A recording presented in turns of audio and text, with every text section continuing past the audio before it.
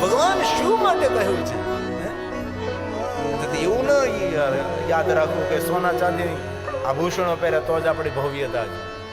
કોઈ સોના ચાંદી હીરા મોતી ન હોય તો પણ માણસનું તાપ, માણસને સકારાત્મક વિચારધારા, સકારાત્મક વ્યવહાર, સકારાત્મક ઉર્જા, આપણું પુણ્ય, આપણી સાધના, આપણી ઉપાસના, આપણું ભજન એ આપણી દિવ્યતા હોય, એ આપણી ભવ્યતા હોય છે. જેની પાસે જાપ, તપ, સાધના, અનુષ્ઠાન, ઉપાસના, ભગવાનનું ભજન, ત્યાગ, વૈરાગ, પરોપકાર ભાવ છે, તે માણસ સોના ચાંદી હીરા મોતી ન પહેરે ને તો પણ સભા વચ્ચે રૂડો દેખાતો હોય છે. આપણી ઉર્જા, આપણી આભા એ ત્યાગથી આવે, વૈરાગથી આવે, ભજનથી આવે છે. ભલે આપણે હિમાલય પહાડોમાં જઈને ગિરનારની ગુફામાં જઈને તપ ન કરી શકીએ, હાલતા ચાલતા, બેસતા, ઉઠતા, ખાતા, પીતા, ઊંઘતા, જાગતા નિરંતર ભજ સાંબ સદાશિવ, ભજ સાંબ સદાશિવ, ભજ સાંબ સદાશિવ. ઓમ નમઃ શિવાય, ઓમ નમઃ શિવાય. જપે પંચાક્ષર સર્વ સિદ્ધિ લભે નર. ઓમ નમઃ શિવાય, ઓમ નમઃ શિવાય. દુનિયાની દરેક સિદ્ધિ આપનારો મંત્ર છે. જપે પંચાક્ષર સર્વ સિદ્ધિ લભે નર. પંચાક્ષર મંત્રનો જાપ કરો. માનસિક તંદુરસ્ત રહેવા માટે રમ રુદ્ર રોગ નાશાય ધન્વંતરી રુદ્ર. રુદ્રાક્ષને ધારણ કરો, મનથી એકદમ પ્રફુલ્લિત રહેશો. અંગના રોગને શાંત કરે કે ન કરે, પણ મનના રોગને શાંત કરનારી મહાદેવની આપેલી શ્રેષ્ઠમાં શ્રેષ્ઠ ઔષધિ હોય તો રુદ્રાક્ષ છે. સદૈવ રુદ્રાક્ષ ધાર્ય શિવ આજ્ઞા. મહાદેવે આજ્ઞા કરી છે કે 24 કલાક રુદ્રાક્ષ પહેરવો જોઈએ. જન્મથી મૃત્યુ સુધી રુદ્રાક્ષ પહેરે. ઘરમાં કોઈ દાદા દાદીનો દેહ શાંત થયો હોય ને અને રુદ્રાક્ષની માળા પહેરી હોય ને તો એ માળા ન કાઢવી. રુદ્રાક્ષ સાથે તેને અંતિમ યાત્રા કરાવો. પણ એ દાદા દાદી સોનામાં બનાવેલી રુદ્રાક્ષની માળા પહેરી હોય તો ધીમેકથી લઈ લેવી પાછી. જોકે તમને તો કહેવું ન પડે. અમારા સાધુ સમાજની અંદર ગિરિપુરી ભારતીય વર્ણન અમે લોકો આમાં કૈલાસવાસ થાય ત્યારે તેને સમાધિ આપવાની હોય. રુદ્રાક્ષ ન પહેરે ને તો રુદ્રાક્ષ પહેરાવવો પડે છે. રુદ્રાક્ષ પહેર્યા પછી ત્યારે સમાધિ થાય છે. ભસ્મના ત્રિપુંડ કરવા પડે, તેને સાધુ વેશ આપવો પડે છે.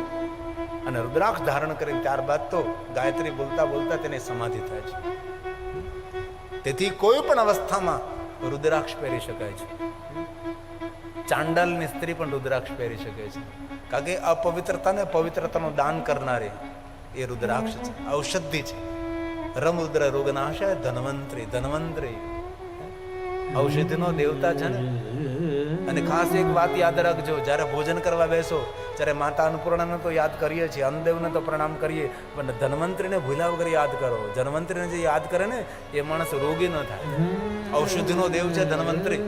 સમુદ્ર મંથન કરતા કરતા ધન્વંતરી, લક્ષ્મીનો ભાઈ, સમુદ્રનો દીકરો, ધન્વંતરીને રોજ યાદ કરો. ભલે આપણે મંત્ર ન બોલીએ પણ કમસે કમ એ ધન્વંતરી ભગવાન. જેટલા વૈદો હોય ને એ ધન્વંતરીને પોતાનો ઈષ્ટ માને છે. એ ધન્વંતરી ભગવાન. ઓમ નમો ભગવતે મહાસુદર્શનાય. સ્વયં ભગવાન વિષ્ણુ જેવા લાગે છે. રૂપ કેવું? તો કે વિષ્ણુ સ્વરૂપ. એ ધન્વંતરી ભગવાન. વાસુદેવાય ધન્વંતરે અમૃત કલશ હસ્તાય સર્વભય વિનાશાય સર્વરોગ નિવારણાય સર્વ રોગ નિવારણાય. જીવનને સાર્થક કરવા માટે વધારે તો આપણે સાધુ મહાત્મા જેવું, સંન્યાસી જેવું તપ, સાધન, અનુષ્ઠાન, ઉપાસના તો નહીં કરી શકીએ, પણ કમસે કમ વ્યસ્ત જીવનમાંથી થોડો સમય કાઢી ગામના શિવાલયે જઈ. એક વાત કહું, તમારા ગામમાં શિવાલયમાં બેઠેલો શંકર તમારી રાહ જોવે છે કે ક્યારેક તો મારી પાસે આવ, તારી ભાગ્ય રેખા બદલી નાખું, ક્યારેક તો આવ. આપણે એમ બોલતા હોય કે વિધાતાએ જે લેખવું હોય એમ થાય. વિધાતાના લેખને કોઈ ન બદલી શકે. આપણે એવું બોલીએ ને કે વિધાતાના લેખ ઉપર મેઘ કોઈ ન મારી શકે, પણ વિધાતાના લેખ બદલવાનું સામર્થ્ય કોઈમાં હોય ને તો કાં તમારા ગામમાં બેઠેલો શંકર છે શિવાલયની અંદર, એ વિધાતાના લેખ બદલી શકે છે. આપણે એટલું તો વિચારી શકીએ ને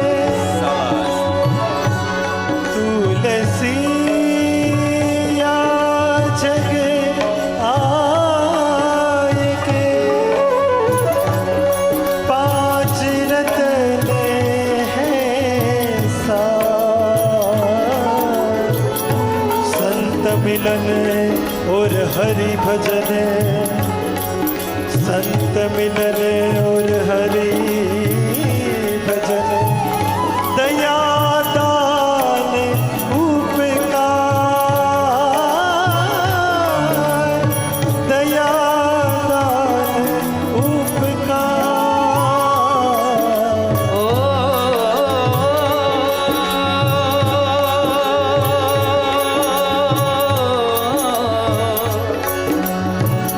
सत्संगति मुद मंगल मूला,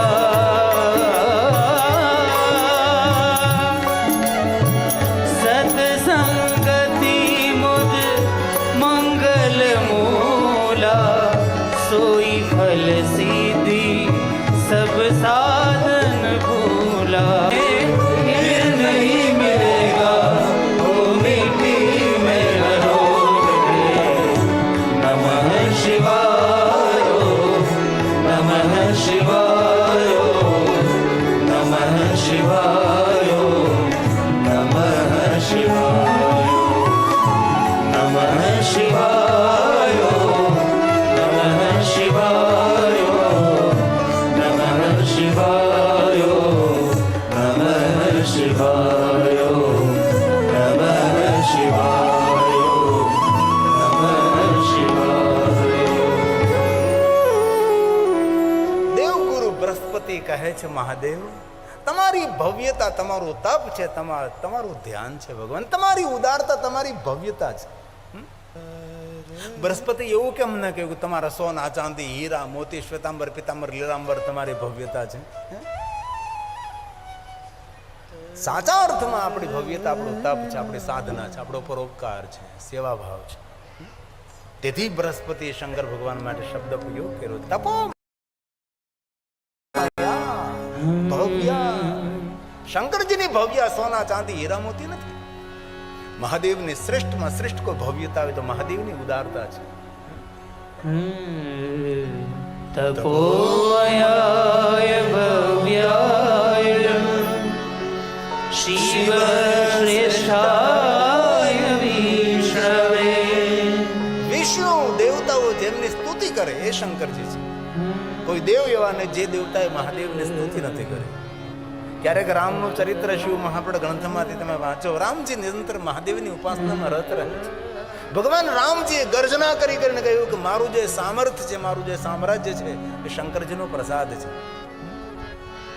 ભગવાન રામજીએ જ્યાં જ્યાં યાત્રાઓ કરી, રામજીએ પોતાના કરકમલો દ્વારા અગણિત લિંગ સ્વરૂપોની સ્થાપના કરી છે.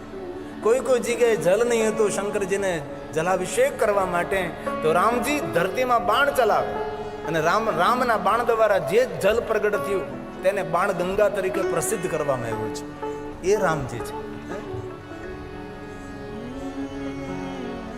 બૃહસ્પતિ કહે છે મહાદેવ,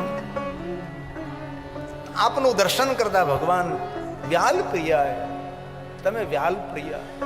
વ્યાલ તમને પ્રેમ કરે, તમે વ્યાલોને પ્રેમ કરો. વ્યાલનો અર્થ થાય સર્પ, નાગ. વ્યોમનો અર્થ થાય આકાશ. વ્યોમ કેશાય નમઃ. પૂરા આકાશમાં ફેલે શંકરજી તમારી જટા અને તમારી શોભા. સર્પો તમારા આભૂષણ છે, સર્પો તમારી શોભા છે. આ દેવગુરુ બૃહસ્પતિએ ગાયું છે. વ્યાલ પ્રિયાય વ્યાલાય, વ્યાલ પ્રિયાય વ્યાલાય, વ્યાલાનામ પતયે નમઃ. વ્યાલાનામ પતયે નમઃ. નાગલોકનો કોઈ દેવ હોય તો શંકર છે. તેથી ભગવાન મહાદેવને આપણે નાગેશ્વર મહાદેવ કહીએ છીએ. જ્યારે નાગકુળની હત્યાઓ થતી હતી, નાગકન્યાઓને લૂંટવામાં આવતા હતા, ત્યારે નાગકુળની કોઈએ રક્ષા ન કરી. પ્રધાન જે નાગો હતા, નાગેન્દ્ર, વાસુકી, તક્ષક, સૌ ભેગા મળી મહાદેવની પાસે જ્ઞાન કહ્યું કે મહાદેવ અમારા કુળની રક્ષા કરો. શંકરજીએ કહ્યું જેટલા તમે જીવતા રહ્યા છો ને એટલા મારા અંગ ઉપર લપેટાઈ જાઓ. પૂરું નાગકુળ ભગવાન શંકરજીના અંગ ઉપર. અને પછી નાગકુળની રક્ષા કરી. ત્યારે નાગકુળમાં જાહેર કહ્યું કે કે અમારો ઈષ્ટ કોઈ નહીં મહાદેવ, અમે તો ઝહેરીલા, પણ આજથી તમે અમારી રક્ષા કરી છે એટલે અમારા નાગકુળનો ઈષ્ટદેવ મહાદેવ નાગનાથ તરીકે અમે તમારી પૂજા કરશું. તેથી ભગવાન શંકરજી નાગનાથ, નાગોનો સ્વીકાર કર્યો છે, પૂરા અંગ પર નાગો લપાય. તેથી વ્યાલ પ્રિય, વ્યાલનો અર્થ સર્પ, સર્પોને પ્રેમ કરનારા શંકર છે.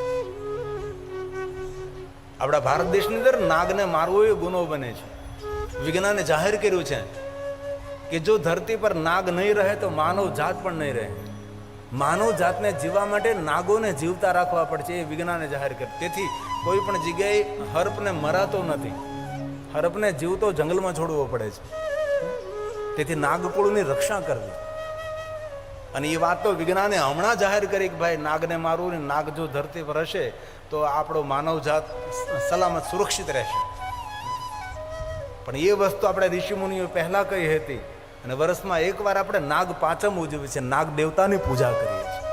એ આપણા શાસ્ત્રોએ વિજ્ઞાને કહ્યું એ પહેલા કહી આપ્યું હતું.